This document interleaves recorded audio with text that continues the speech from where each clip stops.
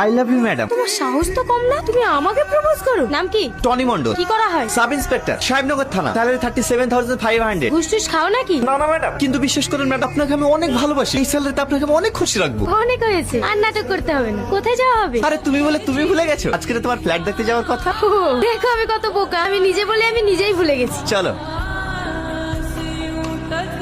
এই রিক্সা দরকার না, রিক্সা চালাতে পারিস না, রিক্সা নিয়ে আসিস কেন? বাবু চলে এসেছি, একটু দরকার না তোর গাড়িতে যাওয়া। এই নে বাবু 10 টাকা ভাড়া দিচ্ছেন কেন? 50 টাকা ভাড়া তো। 5 মিনিটের রাস্তা 15 মিনিটে নিয়ে এসে আবার 50 টাকা।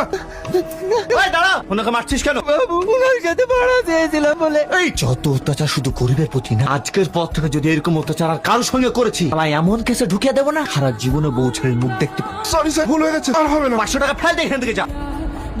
আপনার শরীরের অবস্থা তো ভালো না, আপনি এই অবস্থায় রিক্সা নিয়ে এসছেন কেন? কি করবো বাবু, সংসার তো চালাতে হবে। আপনার বাড়িতে কোনো ছেলে নেই? আছে, ওরা আমাকে দেখে না। এটা রাখুন, আজকের আপনাকে কোনো ভাড়া মারতে হবে না, ঠিক আছে? আপনি বাড়ি চলে যান। আমি একটা জিনিস বুঝতে পারি, বাবা মার কাছে তো কোনো ছেলে মেয়ে বোঝা হয় না, ছেলে মেয়ের কাছে কোনো বাবা মা বোঝা হয়। কি হলো, কি দেখছো? তোমাকে গরিবের দেবতা। তোমার কথা চাপো।